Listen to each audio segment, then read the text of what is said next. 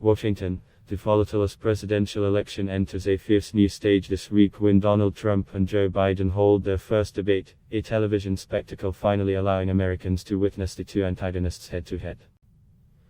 Tuesday's clash, coming right after Trump defied Democrats and nominated a conservative to replace the late Supreme Court liberal icon Ruth Bader Ginsburg, could again upend an already nail-biting contest. Biden, 77, leads in polls against the Republican incumbent, both nationwide and in most of the crucial swing states set to provide the decisive electoral college count on November 3.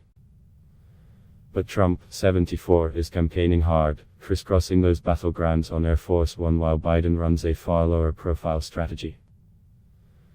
And with his history of skillful showmanship and brutal debate tactics, Trump is hoping the meeting in Cleveland will put him back on top. Because of COVID-19 restrictions, this has been a mostly long-distance election season. That puts even more weight on the first of three 90-minute debates, where tens of millions of Americans will weigh up two men who each accuses the other of posing an existential threat to the United States. Trump sees his nomination of Amy Coney Barrett to the Supreme Court, potentially tilting the court to the right for years, as a fundamental boost to his troubled re-election campaign. But the live TV debate will be a wild card. Trump needs to break through the bad news of coronavirus deaths, the long-lasting economic fallout, and fatigue among swaths of the country at the constant scandal and upheaval roiling his administration. And Trump has huge confidence in his prowess on stage. Yet unlike the fawning treatment he enjoys during his weekly call-ins to Fox News or the adoring atmosphere at rallies, he'll find himself facing a man painting him as toxic in front of the entire country.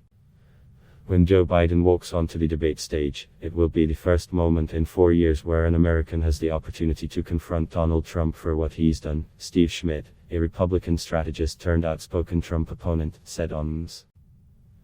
Biden, as the frontrunner, mainly needs just to keep steady. But he'll be up against a man many would call the best provocateur in the business. There is virtually no doubt that Trump will try to bait him, David Barker, director of the Center for Congressional and Presidential Studies at American University, said. Biden does have a history of being thin-skinned, and most of his most memorable gaffes have come when he is responding to a question or comment that has gotten under his skin. Trump has spent months denigrating Biden's mental state. He says the former vice president is shot. He questions whether Biden took drugs to boost his performance during the Democratic primaries. Biden, though, has been through the crucible of the Democratic primary debates earlier this year. He's also been making a string of generally well-received speeches on the campaign trail. Trump comes with his own weaknesses. Although he often takes questions from groups of journalists, it's rare that he'll do the more risky one-on-one televised session with a tough interviewer. Neither has he had to debate an opponent face-to-face since Hillary Clinton back in 2016.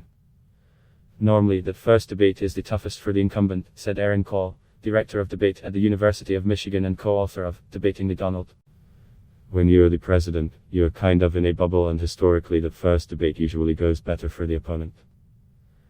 In the days leading up to the Cleveland clash, the Trump campaign has been busily trying to reset expectations, suddenly painting Biden as a master performer. We have to be prepared for the tuned-in Joe Biden, Trump's campaign communication chief Tim Murtaugh said. The debate moderator, Fox News host Chris Wallace, has set topics ranging across several of the most explosive political and social issues in the country, the Trump and Biden records. The Supreme Court, which Trump intends to shift to the right for a generation on election eve by nominating conservative Judge Amy Coney Barrett as replacement for the late Justice Ruth Bader Ginsburg. The COVID-19 health and economic disasters. Race relations and urban violence. The integrity of the election, which intelligence agencies say is being undermined by Russia in particular, and which Trump claims will be rigged by Democrats. Whether Wallace can keep both men moving along, however, is an open question.